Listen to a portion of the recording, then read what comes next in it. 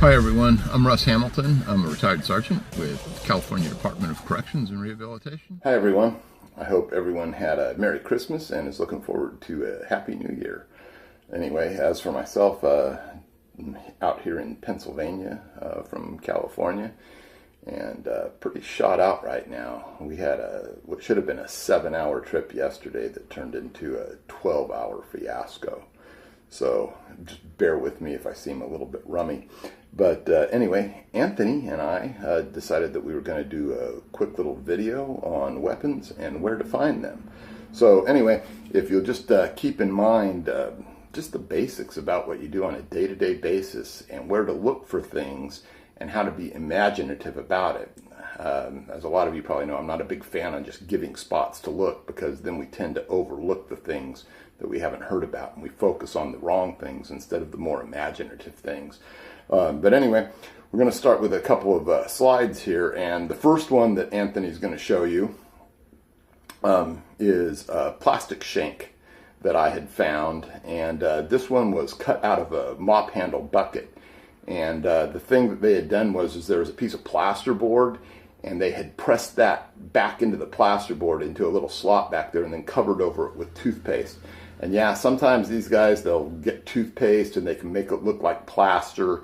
They can also sometimes, these guys, you know, if you have a vocations department, you got to be wary of them bringing back things like paint, because they'll paint over things and it'll look just like nothing's ever happened there. So anyway, this particular piece, they had taken dental floss and flossed it down to make a point out of the mop bucket, and that was the construction method that they used in this particular thing. The thing you got to think about with weapons is you're going to have stabbing instruments, you're going to have slashing instruments, and you can have blunt force instruments.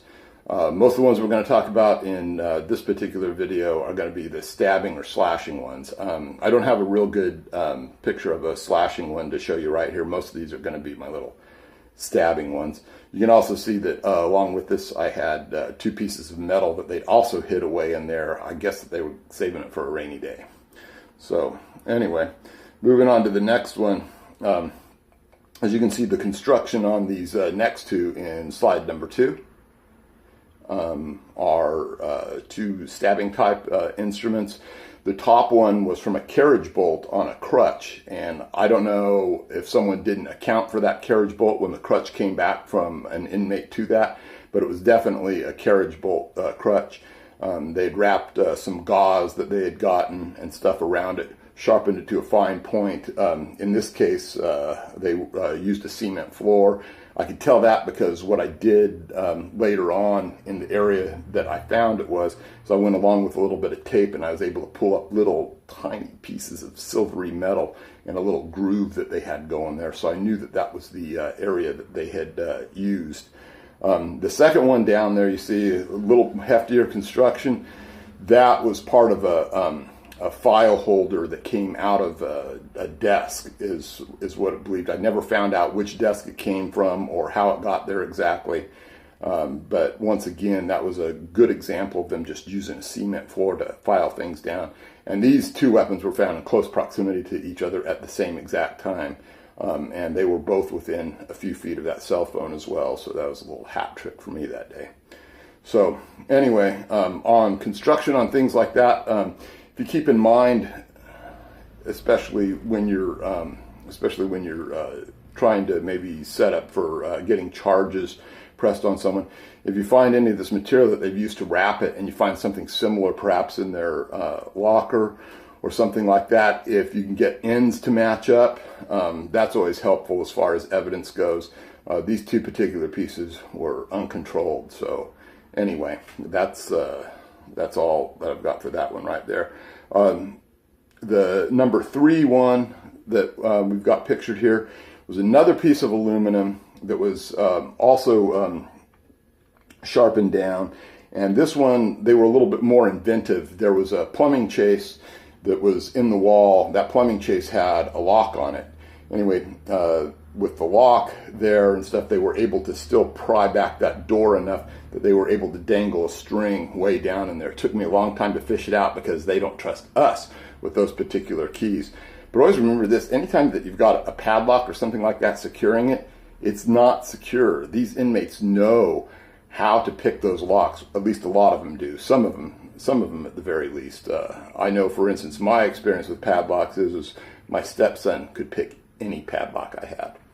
So anyway, moving on from that one, then we're going to number 4. Now this one is legendary, and it's one that I've only heard about. I've never actually seen it, where you can take plexiglass, which makes a fantastic weapon, and you can take and you can put it in water and it can't be seen. I know I've heard stories about actually them getting a hold of glycerin somehow, which looks like water, and it changes the refractive index and all this complex sciencey stuff, and it will really make it actually invisible. For me, this is only legendary. Smitty brought this to our attention, and so anyway, we wanted to include it here and stuff, just to let you know just how devious these guys can be.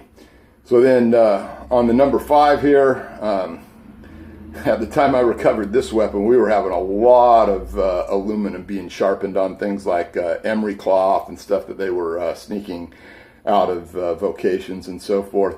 This particular one, because it's aluminum, they had to tape a magnet to it. And they taped the magnet to it, and it was secured under a bunk in just a place where 100 officers might walk by each day, so close that you wouldn't think it would be a good hiding place. I don't know how long it was there, but a quick look with my mirror got me that particular one. The next one down, number 6. That particular one was up inside of a vent. Again, they're being very creative. They measured it out. They got it to just the right proportions. That was sitting on the lip inside the edge. You couldn't see it. It looked similar to all the other metal and stuff, but I kept at it long enough that I was sure that something was in there, and I managed to push it up and push it out. So it's just really one of those things where you just got to be inventive and think about it. Okay, so now on slide number 7 here, this is 3 different examples of ways that they can construct things. The one at the top came from a plastic mug. And these plastic mugs, really ubiquitous. The inmates had them all over the institution. And once again, they're taking dental floss, and the sides and everything are thick, and so they're able to get a nice long piece out of the side of it and make it into a shiv like that. Wrap it with a little bit of cloth. The second one down, the wooden one, that was hidden away. I don't think it was in its final form. But as you can see, if they break a mop handle and no one accounts for that stuff, that's what you can end up with. And then the third one down there, that was from a piece of bed spring. At one time, this unit had bed springs, believe it or not, for all of the mattresses, and it was just holy terror trying to get all of that weapon stock out of there when they were finally replacing it all with sheet pans. Okay, so the next one down, number 8, is what I call this, if Anthony's paying attention along with this. This was my favorite weapon that I found of all time, because it was something really different. This is actually a nail for a gutter. And I never found out exactly how it got there. I found out that there was a project across on a different unit, and this thing showed up. I found this hidden up underneath a sink all the way up in the back part. Just by being thorough and stuff, it was really hard to see. A lot of these things, first glances aren't necessarily what gets you the weapon. Sometimes you have to go back a 3rd, 4th, 5th time. Anyway, common construction with this. A lot of things that inmates use. This is just a shoestring wrapping it, and you'll see lots of shoestrings used to secure handles and that sort of thing. Okay, the next one down, number 9.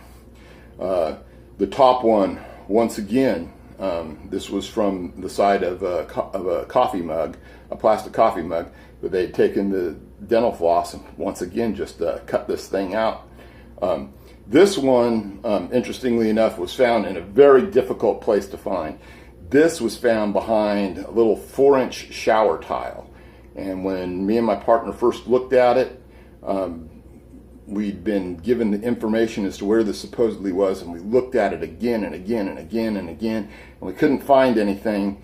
And finally, the information led to a specific tile, and I couldn't see anything, but I took my baton and broke it out. And this was in there along with several cell phones. You can see that the second weapon down, that's a little piece of brazing rod that some construction workers had left behind because they weren't being careful. Don't know exactly when that was picked up, but that ended up in there, along with the hypodermic syringe that I found. So anyway,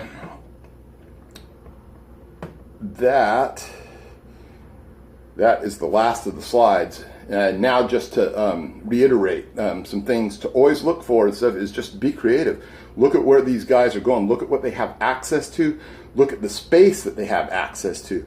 Over time, guys can notch a nice little, divot in a wall, and then eventually put a little piece of brazing rod or something in there, cover it over with toothpaste, and it's almost impossible to find. That's why sometimes you have to go by and knock these things with your baton or an axe handle or whatever that they're giving you to do your bar checks and so forth. That's what you want to stick with. You also got to keep in mind, what can a magnet do with as far as sticking something up in a position that someone can just barely reach.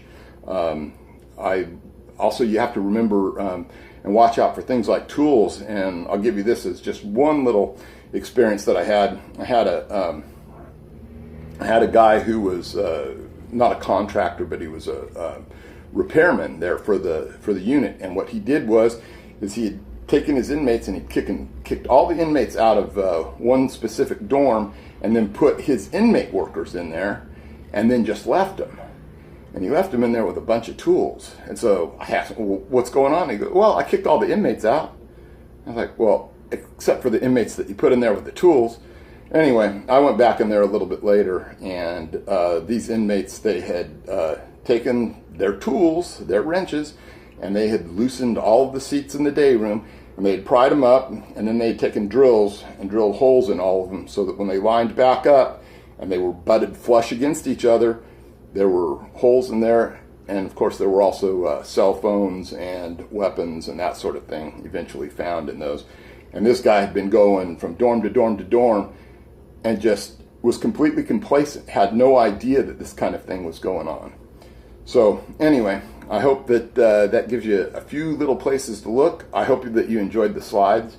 I hope that everyone will stay safe out there. I've got a little bit more coming on, maybe in a few days, where I might do some impact weapons, makeshift impact weapons that inmates can use. So anyway, everyone out there, stay safe. Happy holidays. Merry Christmas. See you later.